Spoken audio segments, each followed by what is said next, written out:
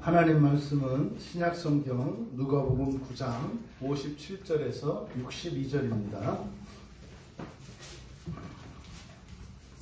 신약성경은 108쪽에 있습니다.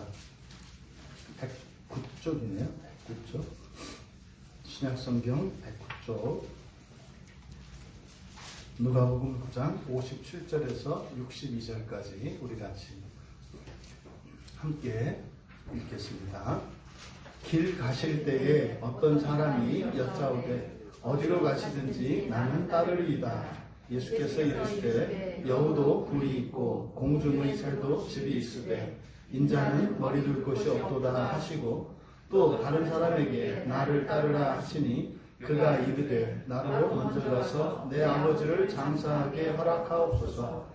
이르시되 죽은 자들로 자기의 죽은 자들을 장사하게 하고 너는 가서 하나님의 나라를 전파하라 하시고 또 다른 사람이 이르되 주여 내가 주를 따르겠나이다마는 나로 먼저 내 가족을 작별하게 허락하소서.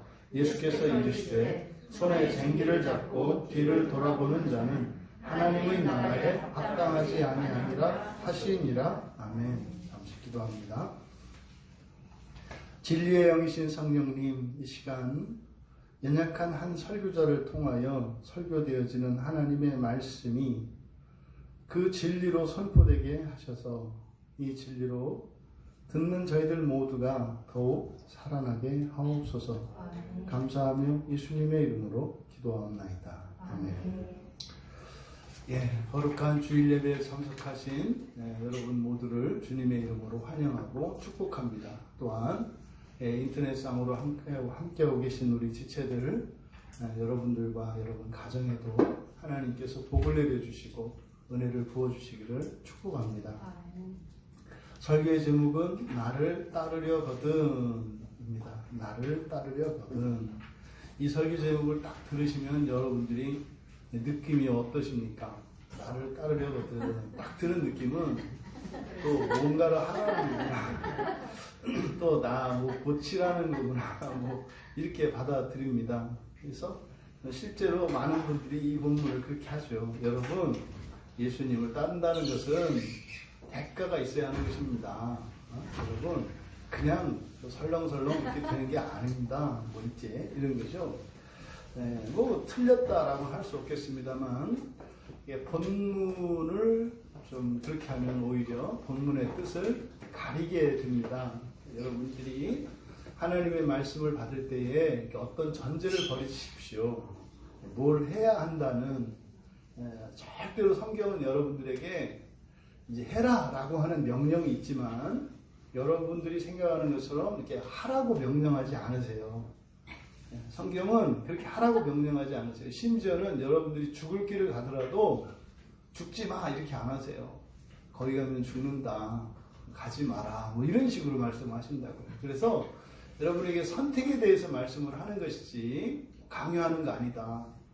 우리나라 사람들이 복음을 받아들이기에 큰 장애가 되는 요소가 그 두 가지가 있어요. 그게 이제 첫 번째가 뭐냐면 착하면 말을 잘 듣는 거다 이런 생각이 있어요. 무조건 다른 사람들의 말대로 하면 좋은 거다, 착한 거다 이런 생각을 갖고 있어요. 그래서 속으로는 말 안 들으면서 겉으로는 말을 들어요. 그래서 항상 보면 이제 그 빨래터 담화 이게 씹는 거죠 이렇게 앞에서. 그래서요 오죽하면은 뭐 상감도 뒤에서는 껌이다 뭐 이렇게 이게 이제 우리나라에서 그래서 겉다르고 속다른 게 당연히 여겨지는 이런 문화가 있어요 우리 안에. 그러니까 그냥 무조건 겉으로 네네네네네 하는 이런 문화. 그러니까요 무조건 시키면 네 하는 게 이게 어떻게 보면 주로 이게 그 나라를 뺏겼던 그런 역사적인 그 배경을 가지고 있는 나라 사람들이래요. 되게 나라를 뺏기고 식민지를 경험했던 사람들이 이런 사고를 가지고 있어요. 왜요? 내 생각을 말하면 잘못하면 화를 당할 수 있기 때문에 말을 못한다고요. 이런 게 이제 주로 사탄의 세계에서 일어나는 일이에요. 그래서 기독교가 아닌 다른 모든 종교들의 특징은 뭐냐면 겁을 줘요. 겁을. 말 안 들으면 너 괜찮겠어? 이런 이게 있다고요.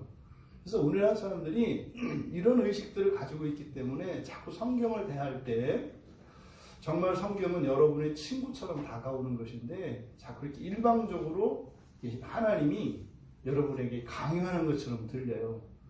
그것이 아니라 성경은 여러분이 바른 선택을 하기를 원하세요. 그리고 가르쳐 주실 뿐이에요.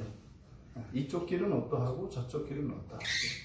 그래서 여러분들이 그냥 내 무조건 따르는 것이 착한 것이다 이런 생각 버리시고 여러분들의 생각을 드러내십시오. 괜찮습니다. 틀려도 괜찮고 괜찮습니다. 여러분 생각을 드러내십시오. 그리고 여러분이 옳다고 생각하는 바를 따라 말하고 행동하고 살아가십시오. 괜찮습니다. 하나님의 말씀이 우리를 고쳐주시고 인도하실 거예요. 그냥 그렇게 가시면 돼요. 그리고 절대 외식적인 삶을 살지 마십시오. 겉으로만 이렇게 하면 된다라고 하는 이런 생각을 버리지 말라는 거예요. 하나님의 말씀은 여러분들의 마음을 기경해서 여러분의 마음을 파서 그 봄에 쟁기질을 하면 그 땅속 그 밭의 깊은 것까지 뒤집어지잖아요. 우리의 마음밭을 하나님의 말씀이 이렇게 쟁기질을 해서 이렇게 기경을 해서 다 뒤집어 바꾸려고 하세요. 그러니까 여러분 겉다르고 속다를 필요 없어요. 가식적인 삶, 외식적인 삶을 사실 필요가 없다.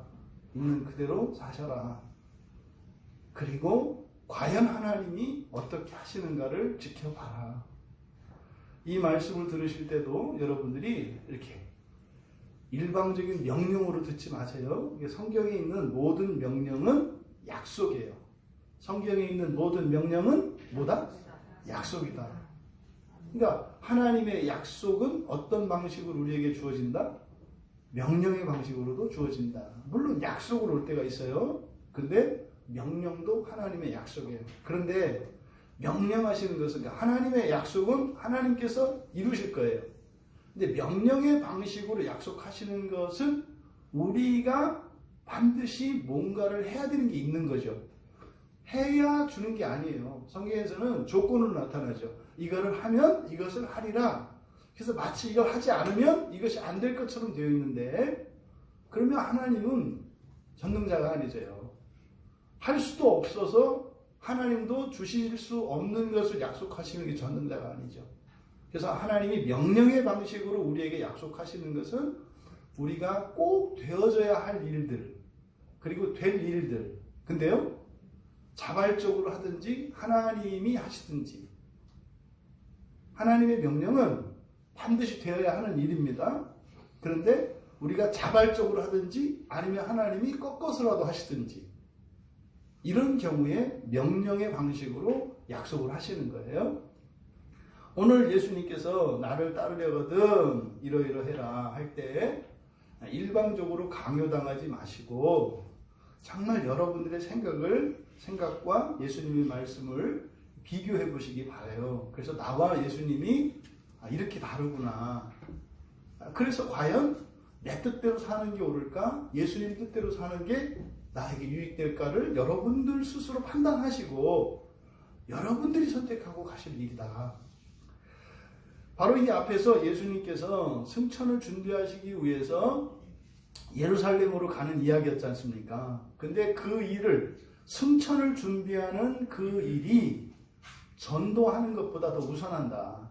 더 우선한다. 그래서 예루살렘으로 가시는 얘기예요.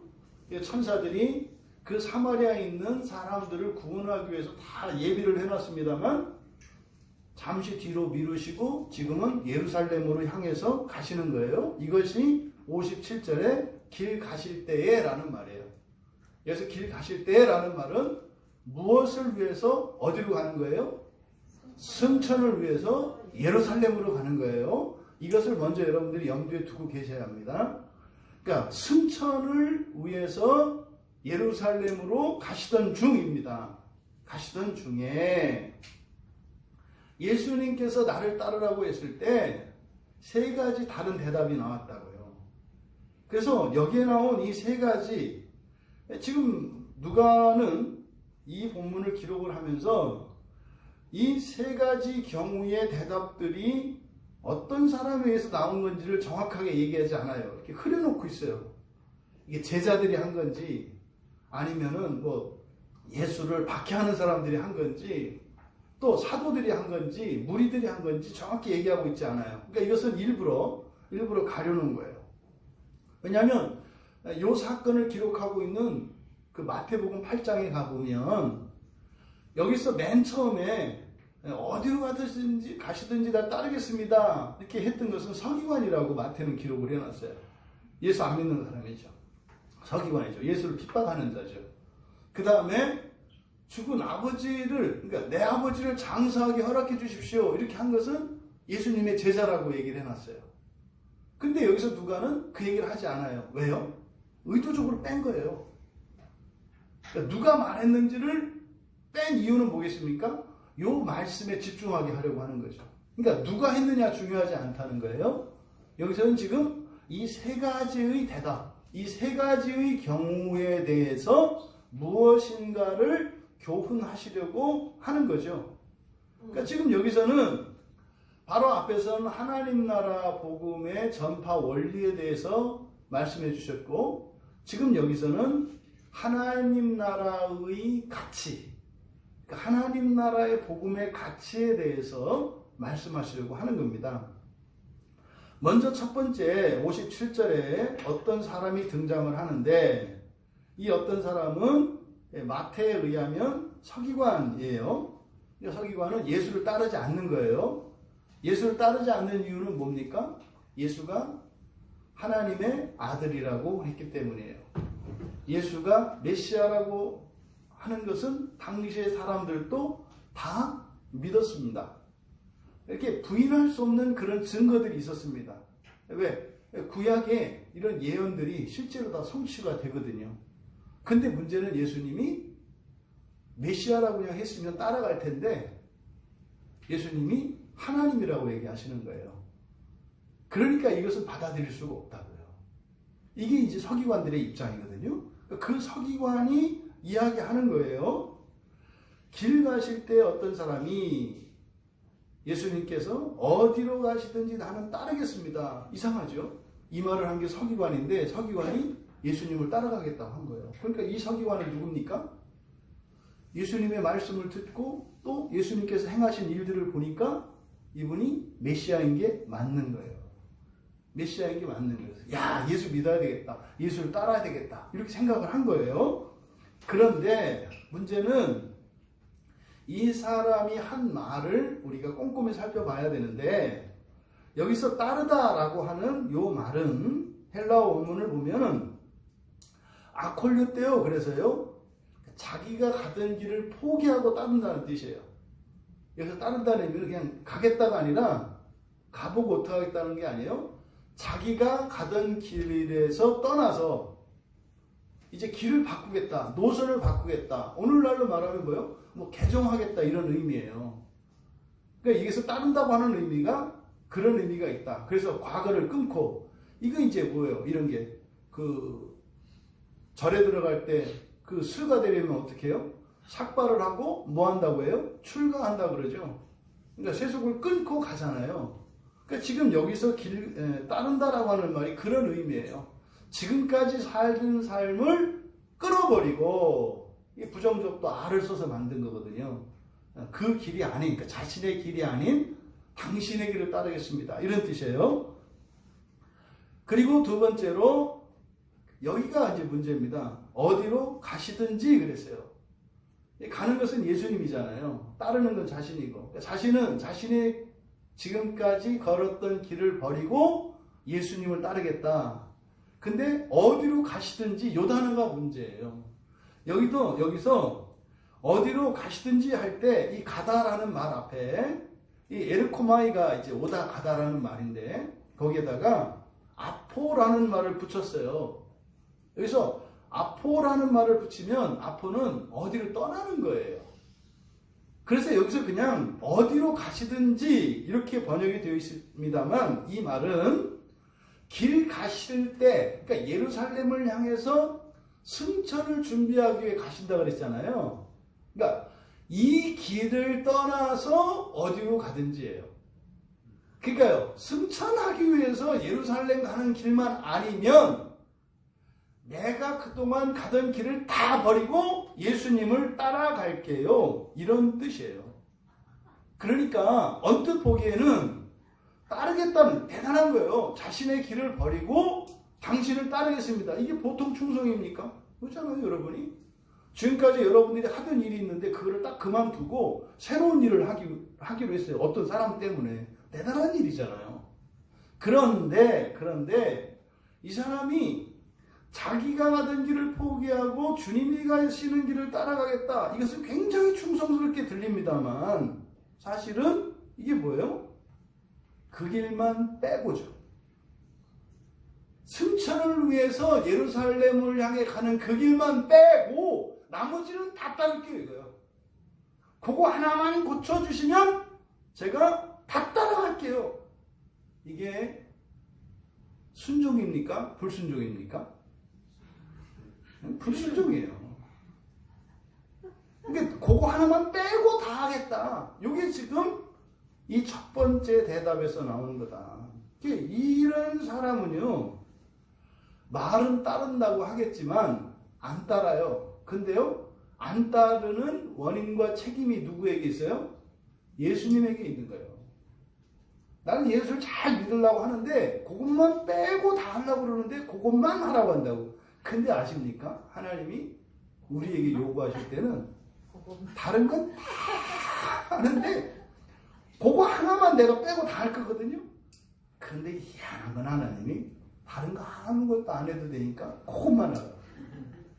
제가 신학교를 결정을 할 때 총신대 신대원을 여기만 빼고였어요. 빼고. 총신대 신대원만 빼고 다른 데 다 할 게였어요. 정말로. 왜냐하면 여러 가지 했던 이유가 있었어요. 총신대원을 제가 가기 싫어했던 이유가 있었어요. 첫째로는 너무 어려워요. 그 나이 든 사람이 특히 이렇게 가기가 어려워요. 젊은 사람들도 들어가기가 쉽지 않은데 특히 이 성경 시험이 굉장히 좀 특별히 까다로워요. 특별히 까다로운 게 뭐 수준이 높다는 의미가 아니라 하여튼 시험이 개팍해요. 어떤 식이냐면 이런 거예요. 지금 57절에 보면 길 가실 때 어떤 사람이 여짜오되 이렇게 돼 있잖아요.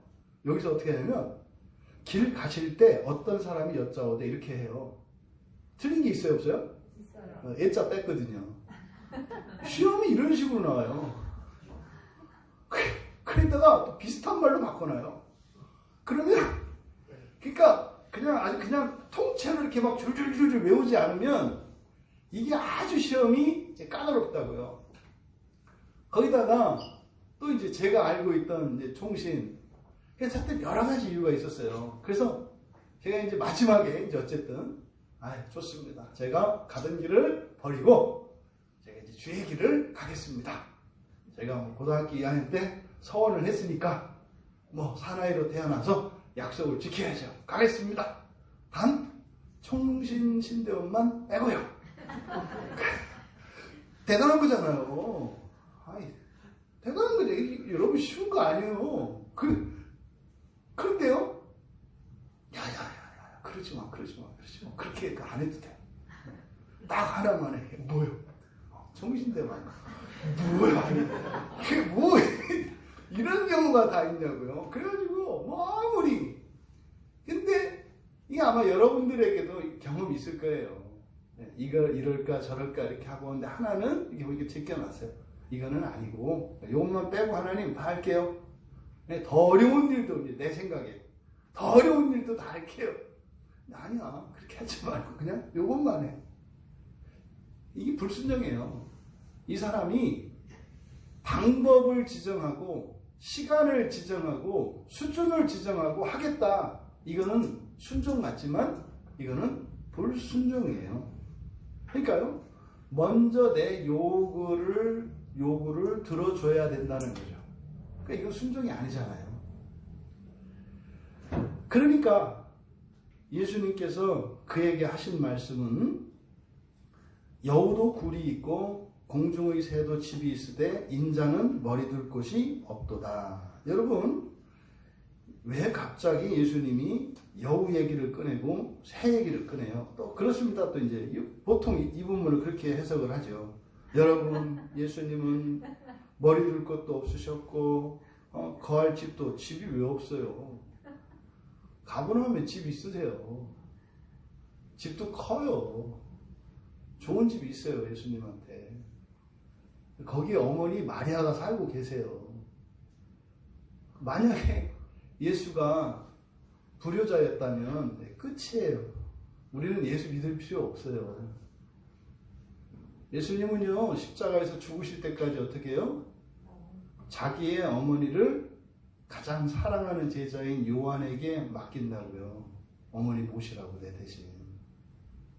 여러분, 집이 있어요.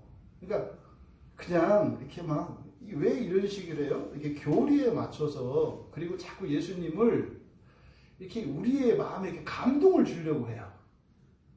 여러분, 예수님이 집 한 칸도 없으셨어요. 머리 둘 것도 없으셨다잖아요. 집이 있었어요. 그 얘기가 아니에요. 그 얘기가. 지금 여기는 뭐예요? 그래서 길 가실 때에 이 말의 의미를 가지고 있어야 한다고 그랬죠. 지금 뭡니까? 예루살렘을 향해서 승천을 위해서 가시는 이 길이에요. 그런데 이 사람이 마태에 의하면 서기관인데 이 사람이 예수님한테 뭐라고 했어요? 예수님 제발 승천, 뭐 하나님의 아들, 신 이런 얘기만 빼고 그냥 예수님 그냥 병 고치시고 귀신 쫓아내시고 가르쳐 주세요. 그럼 그것만 빼고 뭐 하늘로 올라가느니 뭐 하나님 나라가 오느니 또 뭐 사람이 하나님의 자녀가 되는 이런 얘기만 빼고 하면 따라갈게요. 이렇게 얘기를 한 거예요. 그랬더니 예수님께서 하신 대답이 이거거든요. 그러니까 지금 예수님의 58절의 말씀, 여우도 굴이 있고 공중에 새도 집이 있다. 이게 무슨 말입니까? 이 길을 떠나서는, 요 길을 떠나면 다 제가 할 길이 있고 거할 곳이 있다. 근데 나에게는 요 길 말고는 갈 길이 없어. 이런 뜻이에요. 집이 없다는 얘기가 아니라, 여러분 그리스도인 되면 주를 따르려면 이렇게 머리 둘 곳이 없어도, 여러분 내 집이 없어도, 여러분들이 월세로 살아도 여러분 그런 거 신경 쓰는 거 아닙니다. 제자들은 내 집 사고 내 집 넓히고 이런 거 신경 쓰는 거 아니에요. 여러분 보십시오. 예수님이 머리 둘 것도 없으셨다고 하셨잖아요. 여러분 월세집에 사셔도 예수님보다 낫잖아요. 자꾸 그런 생각하지 마세요 라고 하면 거짓말이다 이 말이에요. 성경은 그렇게 얘기 안 한다고요. 근데 또 그런 얘기 들으면 또 어떻게 해요? 막 쪼그라들고 그렇지 나도 배부르지 그렇지 뭘 배부르, 또 나가자마자 또 직걱정을 거면서 이게 말도 안 되는, 그러니까 성경을 이렇게 인간적으로 곡해를 하면 그렇게 되는 거예요. 그러니까 지금 여기서 이 길을 떠나면요, 왜? 이 어떤 사람이 이 길만 떠나서 어디로든지 가시면 제가 따를게요 이랬을 때 예수님께서, 나는 그래 네 말대로 이 길을 떠나면 그래 뭐 새도 여우도 곰도 호랑이도 갈 곳이 있고 갈 만한 길이 있어. 그래 그럼 사람들 누구라도 따를 만 하겠지. 근데 나는 거기는 내가 이렇게 머리를 놓일 곳 한 군데 없어. 무슨 말입니까? 나는 이 길만 가야 돼. 이 길만 가야 돼. 그러니까 너는 이것만 빼고 다 하겠다는데 나를 따르려면 요것만 하면 돼. 요것만 하면 돼. 이렇게 말씀을 하신 거죠. 여러분, 주님께서 우리를 인도하시는 길은 승천을 향하여 하나님 나라를 향하여 가는 길이에요. 그거 바깥에는, 다른 데는 사람들이 생각할 때는 갈 길이 많죠. 그러니까 이렇게 해서 가고 저렇게 해서 가고, 그런데 오직 다른 길은 없다. 다른 길은 없다. 오직 내가 가는 이 길 외에 다른 길은 없다. 이렇게 말씀을 하신 거다. 그러니까요, 인간의 길과 하나님 나라의 그 복음이 제시하는 길이 달라요. 하나님 나라의 복음이 제시하는 길은 딱 한 길이에요. 근데 인간이 생각하는 길은 많아요. 근데 예수님이 그러시는 거죠. 다른 길은 없다. 있어 보이지만 없다. 없다. 여러분들이 살아가는 인생 길, 어디를 향해서 가는 길이에요? 천국을 향해서 가는 길. 여기서는 예루살렘입니다만 하나님 나라. 그 길의 끝에 주님께서 여러분을 부활시키기 위하여 기다리고 계세요. 여러분들이 갈 만큼만 가시면 돼요. 근데 그 길에서 벗어나시면 안 돼요. 근데 지금 이 어떤 사람은 뭐라는 거예요? 이 길을 벗어나서 다른 데로는 어디든지 가겠다는 거죠. 거기에는 나 없다. 거기에는 나 없다. 두 번째로 59절에서 또 다른 사람에게 나를 따르라 하시니 그가 이르되 나로 먼저 가서 내 아버지를 장사하게 허락하십시오. 이렇게 말씀을 했어요. 지금 여기서는 누가는 그냥 또 다른 사람 이렇게 이야기했지 않습니까? 근데 마태복음 8장 21절에 보면 한 제자였다는 것을 밝혀요. 그러니까 예수님을 따르는 제자 중에 하나예요. 그가 예수님께서 그를 향해서 나를 따르라 이렇게 말씀하신 거예요. 그러니까 먼저 말씀을 하셨다고요. 그러니까 그 앞에 어떤 상황이 있었던 거죠. 어떤 상황이 있었던 거예요. 그러니까 따르는 사람에게 따르고 있는데 뭘 날 따르라고 하세요. 날 따르라고 한 것은 어떤 상황이 있었던 거죠. 그러니까 이것은 아마 전갈이 온 거예요. 이 사람은 예수님을 따르는 제자였는데 예수님을 따라가던 중에 누군가가 고향에서 전갈을 가지고 온 거죠. 어떤 전갈이겠어요? 부고예요. 부고장이에요. 아버지가 돌아가셨다는 거죠. 아버지가 돌아가셨다는 부고장을 받았어요. 그랬더니 그를 향해서 예수님께서 마음은 아프겠지만 뭐래라? 나를 따르라. 이렇게 말씀을 하신 거예요. 그러니까 지금 이렇게 말한 것으로 봐서 또 그가 아버지를 먼저 장사하게 허락해 주십시오 라고 말한 것으로 봤을 때 뭐 막내였거나 이랬으면 뭐 이렇게까지는 안 했을 것 같아요. 근데 예수님이 따르라고 했는데도 다시 예수님 제가 가서 아버지 장사를 치르고 오겠습니다. 이렇게 한 것은요 명분이 있었던 것이고 그렇게 하지 않으면 안 되는 상황이었던 거죠. 그러니까 이 사람이 아마 외아들이었거나 아니면 장남이었거나 그랬을 것 같아요. 그러니까 이 문제를 꺼내죠. 왜요?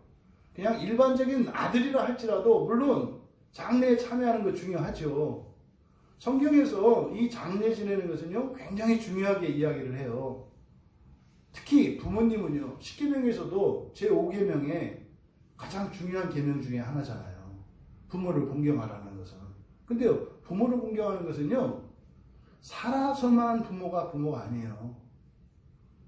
부모님이 육체의 숨이 멈추고 이렇게 죽어서 시신이 되어도 그 시신도 뭐예요? 내 부모예요. 그래서 누누이 말씀드리잖아요. 지금 한국 교회에 들어와 있는 심각한 문제점, 화장 문화. 너무 그러니까 이 얘기만 하면 가슴이 이렇게 심장이 쪼여드는 것 같아요. 이 화장 문화는 굉장히 악한 거예요, 여러분. 굉장히 잘못된 거예요. 특히 예수를 믿는 그리스도인들에게 시신을 불에 태우는 일은 이거는요 이교도들이 하는 일이거든요. 그 사람들은요 왜 불에 태우냐면 사람의 육체는 악하다라고 하는 생각을 가진 사람들이 악한 것을 태워서 정화시킨다는 의미예요. 그러니까 불에 태우는 것은 종교의식이에요. 아니 무슨 화장터에 가서 하는 게 종교의식이에요. 원래 종교가 이런 문화의 형태로 들어온다고요. 여러분들이 정말로 부모님들을 화장하시지 마셔라. 돌아가시거든 절대 화장하지 마세요. 그런데 부득이하게 매장할 땅이 없으면 어쩔 수 없죠. 매장할 땅이 없으면. 그래서 옛날에는 어떻게 했어요? 사람들이 딱 결혼을 하고 나서 그리고 가정을 꾸리고 나면 기본적으로 가지고 있는 생각이 있어요. 내 식구들이 기거할 집을 마련해야 돼요. 기본적으로 딱 가지는 생각이에요.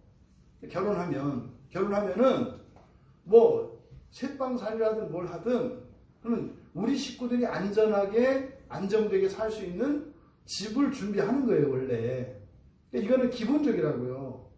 그 다음에가 뭐냐면 우리 부모님이 돌아가시면 장사할 수 있는 묘지를 준비하는 거예요. 그리고 돌아가실 때 입으실 수의를 준비하고 관을 준비하는 거예요. 그러니까 어머니, 아버지 집이죠. 돌아가시면 쉴 수 있는 집. 그래서 이게 기본적인 마인드예요. 이게. 그래서 원래 모든 집에는 다 선산이 있는 거예요. 여러분들 집안에 원래 선산 다 있었어요. 여러분 조상 중에 누가 팔아먹은 거예요. 원래 선산은 묘지를 위해서 이거는 계속 전통으로 지켜오는 거예요. 그거는 팔아서 쓰면 안 되는 거예요. 집은 팔아서 쓰는 거 아니죠. 집값이 암만 오르고 상관이 없어요. 그래서 집값이 뭐 1억이냐 10억이냐 무슨 소용이 아니 뭐 이렇게 집값이 오르면 들어가면은 뭐 집이 샤방샤방해져요? 똑같아요. 그걸 가지고 이렇게 마치 이렇게 집값이 올라가면 돈 버는 것 같은 매우 잘못된 생각이죠. 그러니까 기본적으로 선산과 집은 있는 거예요. 그러면요, 자녀들이 그 집을 이어받아요. 그럼 얼마나 안정적인지 아시죠? 집을 갖고 시작하면 얼마나 안정적인지. 빚을 안 내도 되고 이자 안 내도 되잖아요. 그러니까 이게 기본적인 건데 지금은 아예 그 생각 없어졌어요. 특히 이 종산에 대한 이 개념이 없어졌어요. 여러분 집안 안에 다 이렇게 좀 못돼 먹은, 죄송하지만 그 어른이 다 있었어요. 족보 찾아보시고 여러분 아버님, 어머님, 할아버지, 할머니한테 물어보시면 있어요. 어떤 할아버지. 꼭 있어요. 그 집안. 어느 집안마다. 종산 팔아먹은 이 후레자식 같은 놈이 있다고요. 그래서 죽으면 묻힐 데가 없어진 거죠. 이런 경우에는 어쩔 수 없어요. 이런 경우에는 어쩔 수 없어요. 근데 바라기는 여러분들이 산소가 없다면 여러분 집안 형제들 이렇게 상의하셔서 산소를 하나 종산을 하나 마련하시기 바래요. 그렇게 하셔서 어떻게 해요?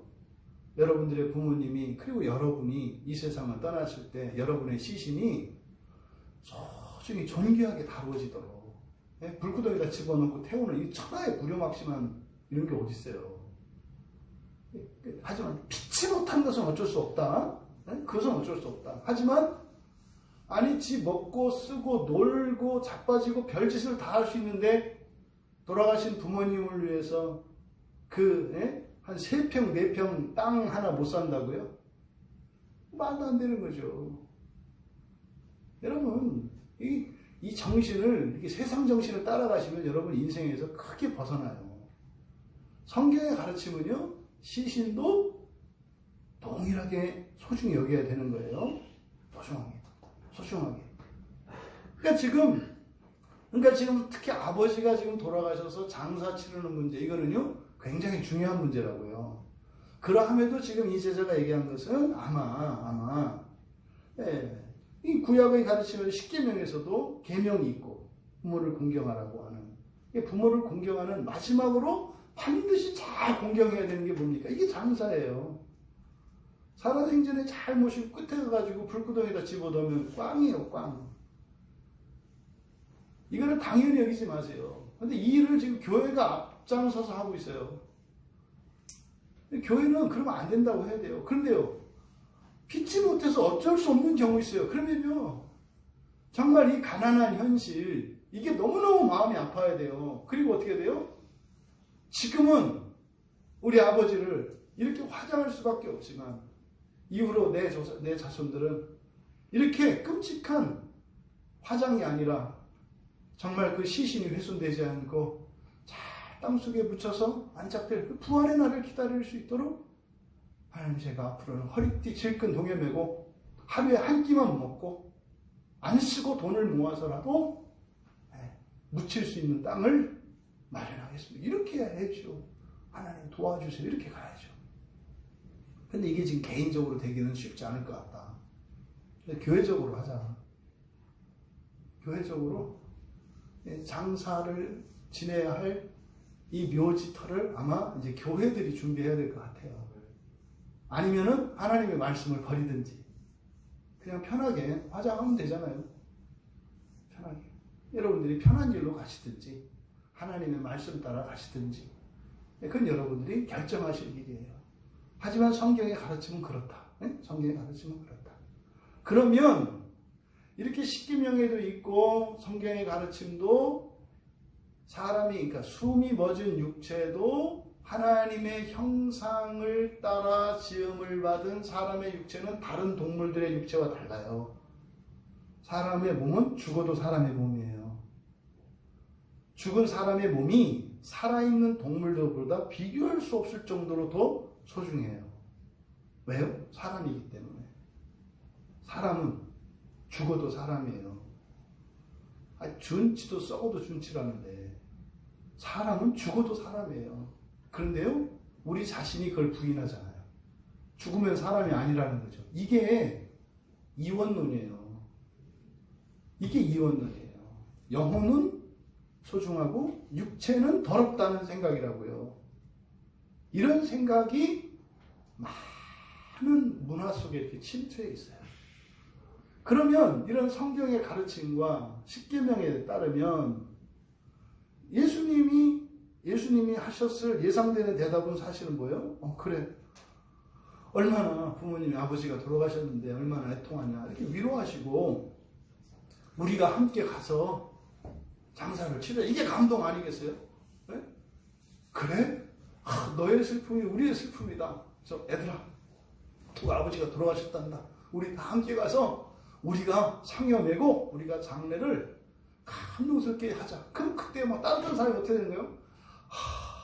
역시 예수님은 이런 대목이 이게 예상되고 이게 맞아요. 근데 예수님이 쌀쌀맞기가 그렇게 대답 안 하잖아요. 그러니까 이것은 어떤 의미가 있다. 굉장히 의외의 대답을 하시잖아요. 그러니까 60절에서 뭐라고 하세요? 죽은 자들로 자기의 죽은 자들을 장사하게 하고 너는 가서 하나님의 나라를 전파하라 하시고, 이렇게 하면 이제 이게 착한, 그러니까 말을 그대로 따르는 것이 착하다라는 생각을 갖고 있는 이런 사람들은 이제 그런 거죠. 예수님이 하지 말라 그랬어. 그죠? 예수님이 하지 말라 그랬으니까 이걸 정당화해야 돼. 그럼 여기다가 이제 갖다 설명을 붙이는 거예요. 이게, 그러니까 예수님 하여튼 3년 사시고 가시길 잘하셨어요. 속 터져서. 그러니까 예수님이 장사를 치르지 말라고 하신 걸까요? 그럴 리가 없잖아요. 그럴 리가 없잖아요. 그럴 리가 없어요, 정말로. 우리들도 지체들의 부모님이 돌아가시면 마음이 아프고, 문상을 가잖아요. 그럼 예수님 보고 같이 가자고 한 것도 아니잖아요. 나만 혼자 갔다 오겠다고 한 거잖아요. 근데 못 가게 하셨잖아요. 가지 말라고 한 걸까요? 그런 얘기가 아니죠. 그런 얘기가 아니죠. 그러면요, 이상하다. 왜 이게 무슨 말이지? 그래서 이 말씀을 곰곰이 생각해야 되잖아요. 예수님이라면, 내가 아는 예수님이라면 그러지 않으셨을 텐데. 근데 언뜻 보면은 가지 말라는 얘기 같아. 근데요, 예수님이 가지 말라고 한 적이 없어요. 60절에 있는 내용은 가지 말라고 한 게 아니에요. 그것에 대해서 직접적으로 언급한 게 아니라고요. 장례를 치르고 와라, 오지 마라, 이렇게 얘기하신 게 아니에요. 알아서 해라요. 알아서 해라. 60절의 내용을 한번 여러분들이 꼼꼼히 봐보세요. 같이 한번 읽어볼까요? 60절 시작. 이르시되 죽은 자들로 자기의 죽은 자들을 장사하게 하고 너는 가서 하나님의 나라를 전파하라 하시고. 죽은 아버지에 대해서 얘기를 했습니까? 아니면 죽은 자들에 대해서 말씀하셨습니까? 예, 죽은 자들에 대해서 말씀하신 거예요. 그 죽은 아버지에 대해서 말씀하신 게 아니라, 그러니까 뭐예요? 죽음이라는 것은 말이지, 이렇게 얘기하신 거죠. 그리고 죽은 사람들은 말이야, 이렇게 얘기를 하신 거라고요. 그러니까 여기서 지금 예수님은 무엇인가를 가르쳐 주시고 그것을 듣고 알아서 하라는 거예요. 여러분, 예수님을 따르려면 여러분의 부모님의 장례도 가지 않을 수 있어야 되는 것입니다. 여러분, 주일 예배를 드리는데 여러분 부모님이 고향에서 돌아가셨다는 부고장이 들었어요. 어떻게 해야 될까요? 여러분, 예배 나오셔야 되는 거예요. 주일 예배를 드리셔야 되는 거예요. 이게 주님을 따르는 자예요. 어차피 장례는 2박 3일 동안 치러질 거잖아요. 예배를 반드시 드리시고 가셔야 되는 거잖아요. 이렇게 하면 안 된다 이 말이에요. 이런 얘기가 아니에요. 이런 얘기가. 너무나 어이없잖아요. 그러니까 여기서 죽은 자들, 그럼 여기서 죽은 자들이라고 말씀하신 것은 단순히 돌아가신 그 아버지 장례 치르는 문제가 아닌 거예요. 죽은 자들에 대해서 말씀하시는 거예요. 그러면 죽은 자들은 뭐냐? 여기서 우리가 알 수 있는 거죠. 죽은 자들에 대해서 말씀하시는데 그 아버지도 죽은 자죠, 이제는. 그죠? 죽은 자 중에 한 분이죠. 죽은 자에 속하죠. 근데 죽은 자들로 자기의 죽은 자들을 장사하게 하고, 죽은 자들 말을 해요. 그러니까 죽은 자들이 죽은 자들을 장사하게 하라. 이렇게 얘기를 하고 있어요. 그러면 이게 무슨 말인가? 그러면 여러분, 육체에 숨이 멎으면 죽은 자죠. 그렇잖아요. 육체에 숨이 멎으면 죽은 자예요. 그러니까 아버지도 돌아가셨으니까 지금 죽은 자 맞죠. 근데 문제는 그 아버지가 죽은 자들 중에 속한다는 건 알겠는데 또 장사를 지내는 게 죽은 자들이에요. 그러면 뭐예요? 죽은 시체들이 와서 아버지를 장례하라는 얘기예요? 이 얘기가 아니잖아요. 여기서 또 이 죽은 자들에 대한 또 다른 정의를 우리가 알 수 있는데, 여기서 말하는 죽은 자들은 뭐겠어요? 하나님 나라를 향해서 예수를 따르지 않는 자들을 죽은 자들이라고 말씀하시는 거죠. 그러니까 죽은 자들은 육체가 죽은 자, 육체의 숨이 멎은 자도 죽은 자요. 또 이거를 거듭났다 그러죠. 그러니까 그 천국을 향해서 살아가는 사람들이 아니면 이 길을, 승천을 위해서 가는 이 길을 따라가지 않는 사람들이면 또 죽은 자라고 얘기를 하시는 거죠. 그러니까 죽은 자들로 죽은 자들을 장사하게 하라. 그러니까요. 그럼 반대로 살아있다는 것은 어떤 사람입니까? 육체가 숨을 쉬며 살아있는 것이고, 또 하나 거듭난 거죠. 거듭난 사람이에요. 그런데 거듭난 사람 중에서도 지금 이 문맥에서는 뭡니까? 승천을 향해서 살아가는 사람이라야 살아있는 사람이라는 거예요. 지금 종말론적으로 말씀하신 거죠. 예수님이 이 땅에 오셨을 때 첫째 부활에 참여해서 그 나라에 있는 사람들을 지금 예수님은 살아있는 자라고 말씀하시는 거죠. 예수를 믿어도 그 부활에 참여한 사람들을 살아있는 자라고 말씀을 하시는 거예요. 이거를 이렇게 아버지 얘기라고 이렇게 하니까 이거를 대부분의 주석에 그렇게 돼 있어요. 이게 해석하기가 어렵거든요. 아버지가 돌아가셨는데 지금 장례를 장사 치르러 가지 말라고 지금 예수님이 하고 있으니까 이게 성경의 가르침과 정면 충돌한다고요. 그래서 이 주석책들을 다 보면 다 해석가들이 이렇게 이거를 어떻게 이거를 바꿔놨냐면, 아직 돌아가시지는 않은 거예요. 아버지가 아직 돌아가시지는 않았는데 가서 돌아가실 때까지 기다렸다가 아버지가 돌아가시고 나면 오겠습니다. 이 얘기하니까 미나 아빠가 생각이 나요. 미나 아빠가 나한테 이렇게 약속을 했거든요. 옛날에 산에 우리 등산 갔을 때 그 산 꼭대기에서 나한테 약속을 했어요. 내가 뭐라고 한 것도 아닌데 혼자 그때 약속을 했어요. 우리 아버지가 돌아가실 때까지 나 교회 못 가요. 아버지 돌아가시고 나면 교회 갈게요 이랬거든요. 돌아가신 지 한참 됐는데 안 와요. 그러니까 지금 요거를 그렇게 이해를 하는 거예요. 아버지가 살아계신데, 그러니까 뭐요? 아버지 돌아가실 때까지 있다가, 꼭 우리나라잖아요. 우리 아버지는 제사를 너무나 소중히 여기기 때문에 내가 불효자될 수 없고, 부모님 계시는 동안 내가 교회 못 갑니다. 그 진주 우리 집사님 오빠도 그런 생각이 있었어요. 그러니까 우리에게 이런 생각이 있으니까 그런 방식으로 해석을 하는 거죠. 그런데요, 성경에 보면 여기서 장사한다. 장사가 뭐예요, 여러분? 장사 지낸다. 이 뭐가 장사 지내는 거예요? 그냥 이렇게 손님들 이렇게 문상하고 이거를 장사 지낸다고 생각해요. 장사 지내는 것은요, 땅속에 묻는 걸 말하는 거예요.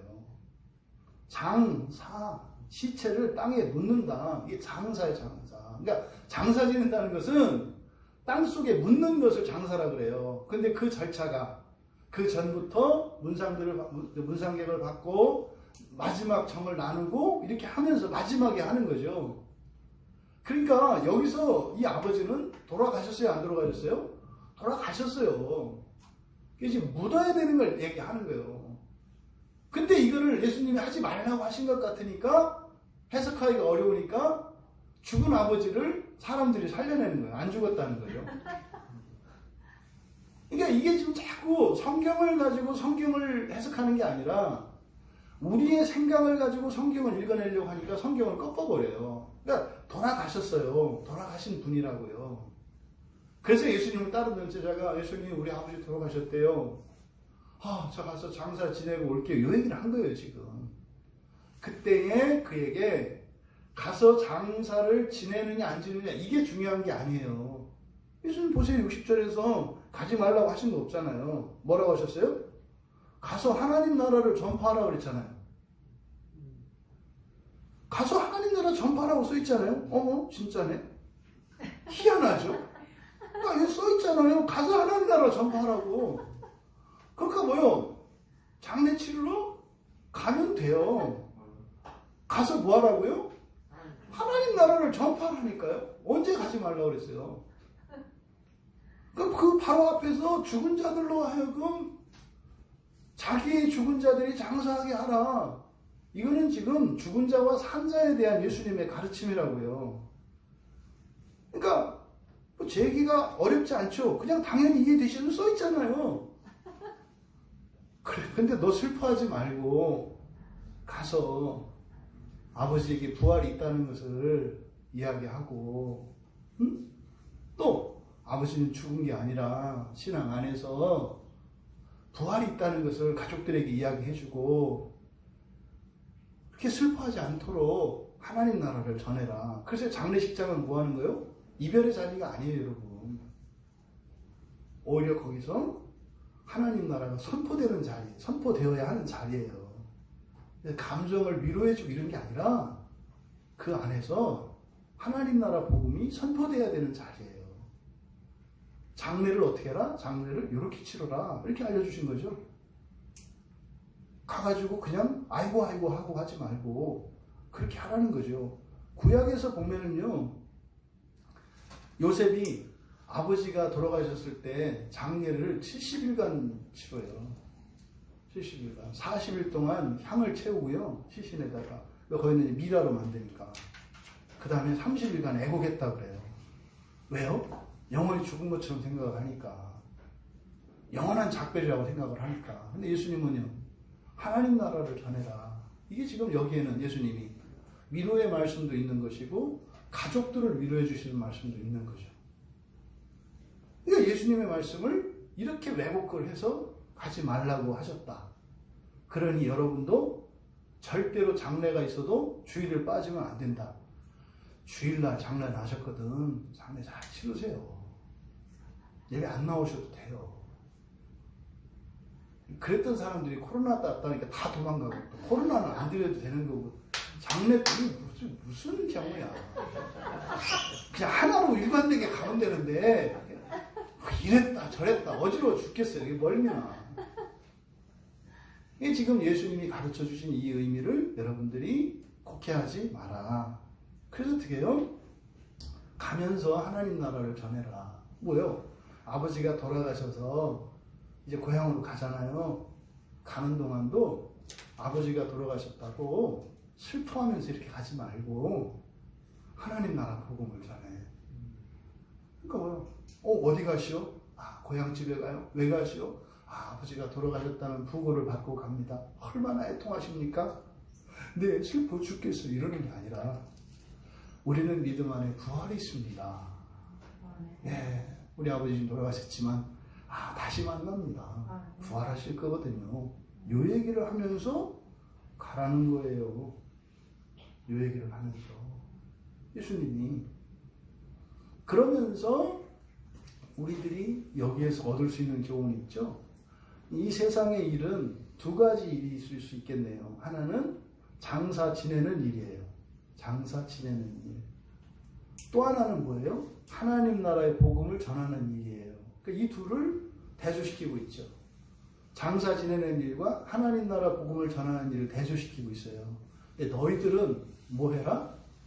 하나님 나라 복음 전하는 일을 해라. 장사 지내는 일 하지 마라. 장사 지내는 일은 죽은 자들의 일이다. 여러분, 생로병사를 거치는 사람은 다 누군가를 떠나보내게 돼 있습니다. 여러분 이미 부모님들을 떠나보낸 경험이 있는 사람도 있고 없는 사람도 있고. 동원아 목사님이 21살 때 아버지가 돌아가셨어요. 21살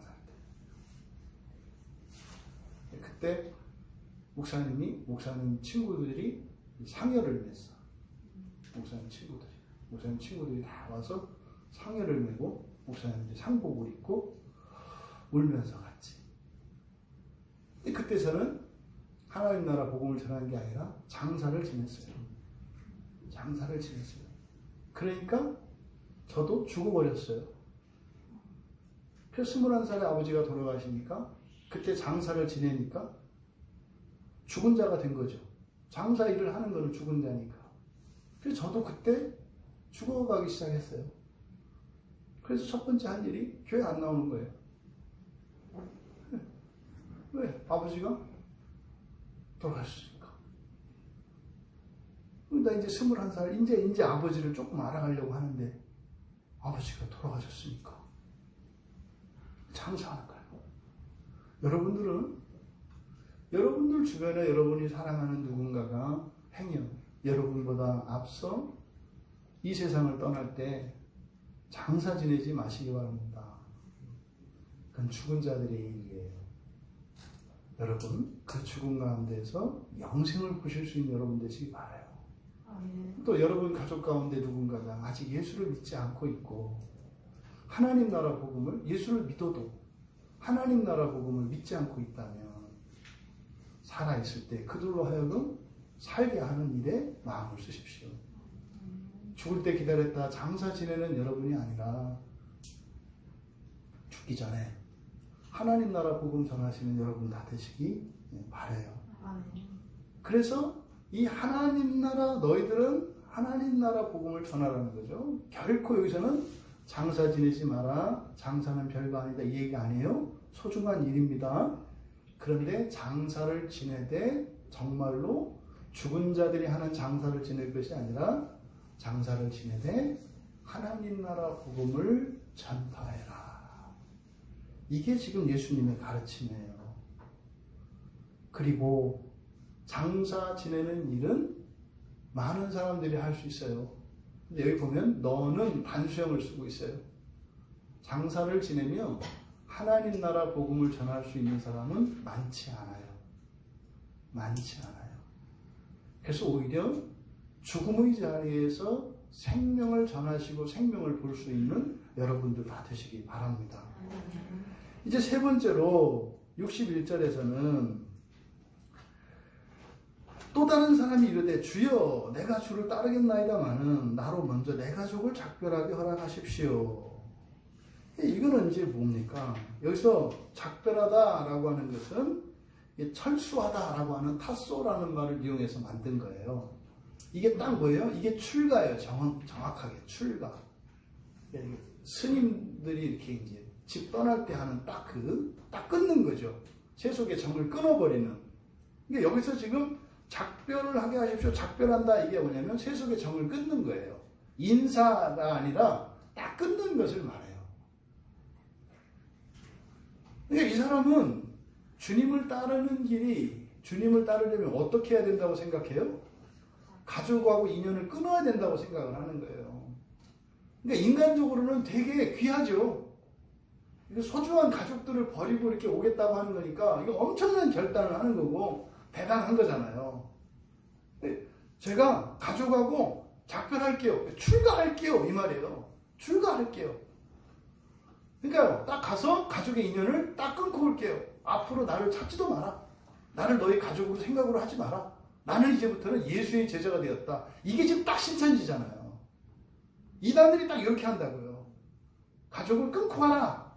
성경에 써 있잖아. 여기. 이거를 지금 정통 교회에서조차 이렇게 가르쳐요. 봐봐. 여기 써 있잖아. 예수님께서 작별하지 말라고 했잖아. 어디 작별하지 말라고 그랬어요? 없어요. 작별하지 말라는 얘기가. 뒤에 예수님 말씀은요. 아, 손에 쟁기를 잡는 자가 뒤돌아보면 합당하지 않다 그랬지. 언제 작별하지 말라 그랬어요? 근데 다 이렇게 해석을 하고 여러분도 그렇게 봤다니까요? 왜 그렇게 배웠으니까? 그렇게 안 써 있잖아요. 그러니까 이 사람은 가족을 끊고 마치 예수님, 그러니까 가족과 예수님 사이에서 양자택이라는 것 같은 이런 결단을 하는 것처럼 뭐 그러죠. 당신이 나를 내쫓아도 당신하고 이혼을 할 수 있어도 나는 예수님과 이혼할 수 없어요. 그런 얘기가 아니에요. 아버지가 나를 족보에서 파낼지라도 나는 예수를 따를 겁니까? 내 신앙은 확고합니다. 얘기가 아니라니까요. 근데 지금 이 사람이 그렇게 생각을 하는 거예요. 이 사람이. 그러니까 예수님을 따르려면 가족을 버리고 결단하고 말이죠. 네? 생사를 찢는 것 같은 아픔. 어머니, 아버지, 제가 어머니를 사랑하고 아버지를 존경하지만 아버지가 예수를 받아들이지 않는다면 아버지는 내 아버지가 아니요. 뭐 이렇게 지금 생각을 하는 거예요. 이게 천하에 못된 게 기독교 아니에요. 그래서 옛날에 그 유교 우리나라 저희 아버님도 절대로 교회를 못 가게 하셨던 이유가 이거였어요. 왜냐하면 뿌리를 부인하니까. 내가 지아버지인데 왜 아브라함이 지아버지래? 내가 김씨인데 왜 지가 아씨 집 자반이라 그래? 뭐 이런 거죠. 아버지, 아브라함이 나의 믿음의 아버지입니다. 네가 아씨라고? 넌 김씨야. 아브라함도 우리 아버지입니다. 이놈아, 그럼 네가 아버지가 둘이라고? 그럼 니네 엄마는 뭐야? 뭐 이렇게 하는 거죠. 그러니까 도대체 이놈의 기독교를 한국의 점잖은 사람들은 받아들일 수 없게끔 가르친 거예요. 성경에서는 부모님과 조상들을 굉장히 소중히 여긴다니까요. 그런데요, 처음에 한국 개신교에서 가르치기를 그렇게 가르쳤다고요. 김씨, 박씨, 이씨 이게 중요한 게 아니라 당신은 하나님 가족이다. 그게 더 우선한다. 이렇게 가르쳤다고요. 그러니까요. 아니 근본도 없는 놈들 아니에요. 자기를 낳아준 부모와 조상들을 인정하지 않는 것들이 그게 인간이냐고요. 그래서 교회 다니는 것들은 아주 이건 대먹지 못한. 여러분 항상 기독교는요. 성경이 가르치면 어느 사회 어떤 곳에 들어가도 그 사회에서 정상적이고 인정을 받는 사람들이 보았을 때 인정할 수밖에 없는 게 성경이에요. 근데 문제는 이게 잘못 가르쳐져요. 우리 한국교회에서도 이게 이렇게 잘못 가르쳐진 거라고요. 그러니까 지금 가족과 작별을 하고 예수님을 따라야 된다? 아니라는 거죠. 아니라는 거죠. 여러분, 이 사람이 설사 그렇게 마음을 먹고 가서 작별하고 딱 끊고 이제부터 우리 가족 아니니 나를 자식으로 생각지 말고 형제로 자매로 생각하지 마시오 하고 왔다 그래서 이 생각이 없어져요? 밤에 귀뚜라미 물고 달보면 고향 생각나는 거요. 엄마 생각나고 형제 자매 생각나는 거요. 그게 그렇게 끊어지는 게 아니죠. 끊을 수 있는 게 끊을 수 있는 게 있고 끊을 수 없는 게 있죠. 그래서 예수님이 그것에 대해서 가타부타 얘기를 안 하세요. 작별을 해라 말해라 이렇게 안 한다고요. 왜요? 기가 막힌 얘기죠. 그걸 얘기를 해봐야 이거 뭐 알아듣지도 못할 테고. 그래서 62절에서 대답을 해줬는데 이거를 보고 있는 교회 지금 사람들은 똑같이 이 사람들 같은 생각을 하고 있는 거죠. 이게 아니라고 62절을 가르쳐 주셨는데 62절을 그렇다고 해석을 해요. 도대체 이게 무슨 일이냐 말이죠. 그러니까 62절이 뭡니까? 손에 쟁기를 잡고 뒤를 돌아보는 자는 하나님 나라에 합당하지 않다. 여기서 손에 쟁기를 잡는다는 게 뭡니까? 그러니까 하나님 나라의 복음을 전하는 거. 예수님을 따라가는 거. 이거를 손에 쟁기를 잡았다고 얘기를 한 거죠. 뒤돌아본다는 건 뭡니까? 고향 생각하는 거죠.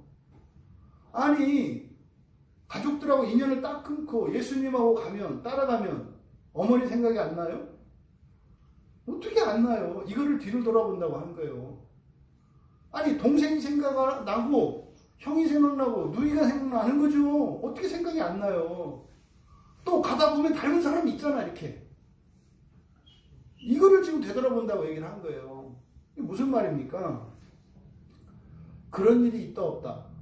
없죠. 가족을 끊고 뭐 이런 게 없어요. 여기서 이렇게 가족들에 대해서 미안해하고 가족들을 그리워하면서 예수님을 따라가는 게 아니라고요. 그러니까 예수님을 따라갈 때는요, 마음이 갈리지 않아요. 생각이 나는데 어떻게 해요? 살리는 쪽으로 생각이 나죠. 더 사랑하게 되죠. 예수님을 따라가면 가족을 더 사랑하게 돼요. 정상적으로 따라가면 절대로 내가 다시는 안 만날 거야. 이렇게 했던 오빠도 생각이 나는 거예요. 그래서 지금 어떤 집사님 하나 지금 오빠 목사님 하는 교회 가서 지금 신앙생활 잘해요. 그분이 있어요. 옛날에 성경 공부하러 오셨던 분 중에 오빠하고 딱 인연 끊고 진짜 보지도 않고 살았던 사람이 있어요. 근데 그분이 성경 공부를 하고 성경에 하나님 말씀을 알아가니까 아, 이게 아니구나. 그렇게 해서 지금 그 오빠가 목사로 있는 교회 가서 신앙생활 잘하고 계시다는 거 아닙니까? 예수를 따라가는 일은 가족을 버리는 일이 아니라 가족을 사랑하는 일이에요.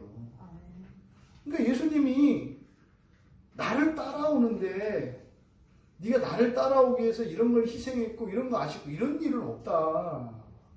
합당하지 않다. 뭐요? 그런 일은 일어나지 않는다 이 말이에요. 예수를 따라가는 길에서 가족 때문에 또 무엇 때문에 그런 거 없다. 중간에 청년기 이후로 특히 장년층 이후로 예수를 믿었던 사람들 중에 힘든 게 이거예요. 그분들은 가족보다도 친구들이죠. 친구가 다 술 친구거든요. 그럼 거기서 고민을 한다고요. 교회를 못 오는 이유 중에 하나가 그거예요. 교회 가면 술 먹지 말아야 되는데 술을 안 먹으면 술 친구를 못 만나잖아요. 그럼 이게 헷갈리는 거예요. 그래서 예수님이 그러는 거죠. 하나님을 나를 따르는 자가 나를 따르겠다고 하면서 놓고 온 친구 때문에 아쉬워하거나 그 손해봤다 이런 생각 안 든다 이 말이에요. 그런 거 없다. 그러니까 우리 대운이 딱 나오니까 어떻게 해요? 네? 지금 오늘 안 나왔지만 대운이가 나오니까 어떻게 해요? 술 친구들이 따라 나오잖아요. 술 친구를 놓고 걱정하는 게 아니라 술 친구들이 따라 오는 거예요. 예수를 안 믿는 집이에요, 우리 집이. 근데 나 혼자 예수를 믿었어요. 그러니까 내가 가족을 버리고 나만 예수님 따라가는 것 같잖아요. 합당하지 않다. 그런 일은 없다. 제가 기도했어요. 하나님, 그러면 저만 믿어서는 양심의 가책도 받고 이거는 못된 짓인 것 같아요. 어떻게 천국 저 혼자만 가요? 근데 아무리 생각해도 우리 집은 예수를 못 믿을 수 안 믿을 집이에요. 그러니까 예수님이 그런 거예요. 야, 네가 손에 장기를 잡고 있는데 네가 뒤를 돌아보는 일이 있겠냐? 이게 뭐예요? 구원하시겠다는 거잖아요. 이거 보세요. 지금 다 따로 나오잖아요. 요 얘기를 하신 거예요. 요 얘기를. 절대 여러분들이 예수를 믿었을 때 여러분들이 소중히 여기는 가족, 친구, 이웃 버리는 일 없습니다. 아멘. 오히려 여러분들 때문에 그분들이 살아납니다. 아멘. 그런데 이렇게 하나님 나라 복음을 전하는 일, 이게 예수님을 따라가는 일, 이게 쟁기를 잡는 일이에요. 여기서 쟁기를 잡고 라고 하는 것은 몸목 위에 손을 던졌다 이런 거죠. 내가 던지는 거예요. 이렇게 쟁기를 잡기로, 예수를 따라가기로, 예수를 믿기로, 여러분들이 오늘 예배에 나오기로 이렇게 잡은 거죠. 오늘 여러분들이 쟁기를 잡으신 거예요. 그랬을 때 뒤에 남겨진 일 없다 이거예요. 여러분 돌아보지 마세요. 돌아보지 말라는 거 끊으라가 아니에요. 뭐 한다? 여러분들이 앞서가면 다 끌려온다. 끌려온다. 근데 이 사람은 어떻게 생각하는 거예요? 그렇게 하면 영원히 헤어진다고 생각을 하는 거죠. 그러니까 하나님 나라의 복음의 원리는요, 붙어 있어요. 이렇게 유기적으로. 여러분 한 분만 아니라 여러분을 통해서 여러분 가족, 가문, 심지어는 친구, 이웃들까지 다 엮여 있어요. 여러분 밑으로. 예? 우리 몸속에 있는 이 모세 혈관처럼 다 연결되어 있어요. 그래서요, 쟁기를 잡은 여러분이 앞을 보고 가면 따라와요.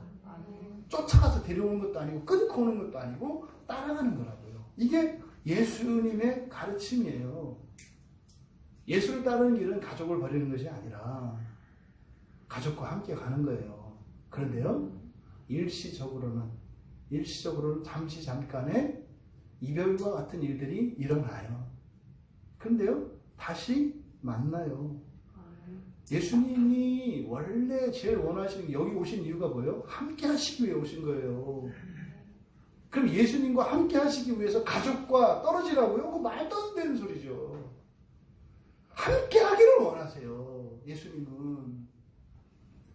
여러분, 하지만 승천을 준비하기 위해서 예루살렘을 향해서 가는 지금 이 순간에는 잠시 잠깐 이별과 같은 순간이 있어요. 우리 집사님도 그렇고 가족들이 함께 예배도 드리는 분들 있잖아요. 지금 이 순간은 잠깐 떨어져 있어야 할 때가 있어요. 끊으라는 게 아니에요. 마음이 아프고 그립다고요. 근데 그 그리움이 그들로 하여금 이제 함께 예배드릴 수 있게 되는 날이 오게 한다는 거죠.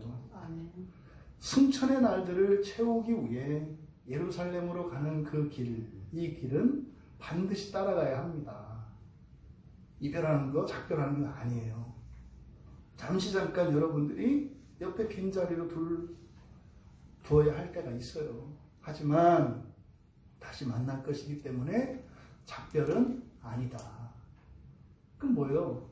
가서 가족들하고 인사를 하고 오는 거, 뭐 가서 인사하고 오면 어떨까? 안 오면 어때요? 가서 어떻게 해야 돼요? 제가 영원히 떠나는 거 아닙니다. 우리 다 함께 가야 합니다. 이렇게 해야 되겠죠. 또 그렇게 안 해도 괜찮아요. 안 해도 지나면 다 알게 되니까. 여러분, 다시 만날 것이기 때문에 그리스도인들은 어떤 경우에도 작별이 없어요. 그리스도인은 어떤 경우에도 영원한 이별, 작별이 없어요. 그래서 하나님 나라를 향해 가는 제자들에게는 작별이 없다. 잠깐 동안 보지 못하고 그리워하는 그 기간은 있을 수 있어요. 하지만 영원한 작별은 없다. 이 세 가지의 경우에 따라서 경우를 가지고 우리가 정리합니다. 첫 번째 경우는 자기의 뜻대로 하나님 나라의 복음을 이해하는 경우인데, 이거는 사람의 복음이라고 할 수 있어요. 뭐요? 자기가 지정하는 거죠. 요거 해주면 뭐든지 다 할게요. 이건 하나님의 복음이 아니라 사람의 복음이죠. 왜요? 나의 뜻을 제시하니까. 그러니까 입으로는 하나님 나라를 말할 수 있어요. 입으로는 그리스도인이라고 말할 수 있어요. 입으로는 교회 나간다고 말할 수 있어요. 근데 실상은요, 질 좋은 나라를 만들자는 나의 나라 복음이죠. 하나님 나라 복음이 아니라 나의 나라 복음이에요. 나의 나라 복음. 그러니까 그걸 뭐라 그래요? 내 복음, 내가 복음, 내가 복음. 이게 첫 번째의 경우예요. 이 길만 벗어나면 어디든지 가겠습니다. 조건을 제시하는 거죠. 요것만 해결해주면 하겠습니다. 이런 거죠. 이거를 내가 복음이라고 한다. 두 번째의 경우에는 전통을 따라서 하나님 나라 복음을 이해하는 것이에요. 이거는 전통과 관습에 매여 있는 복음이죠. 그러니까 죽은 자에 대한, 그 죽은 자를 장사하는 문제, 이게 전통이에요. 그러니까 이것은 과거의 한계를 넘지 못해서 진전을 방해하며 항상 제자리에 머물게 하는 불구의 복음이에요. 불구의 복음. 죽은 사람은 어쩔 수 없는 것. 또 더 이상 뭐 해 아래 새 것이 없다고 생각하는 것. 이게 제한하는 거죠. 하나님 나라의 복음은 하나님 나라 이를 때까지 무한하거든요. 근데 제한을 한다고요. 이거는 마치 불구복음이다.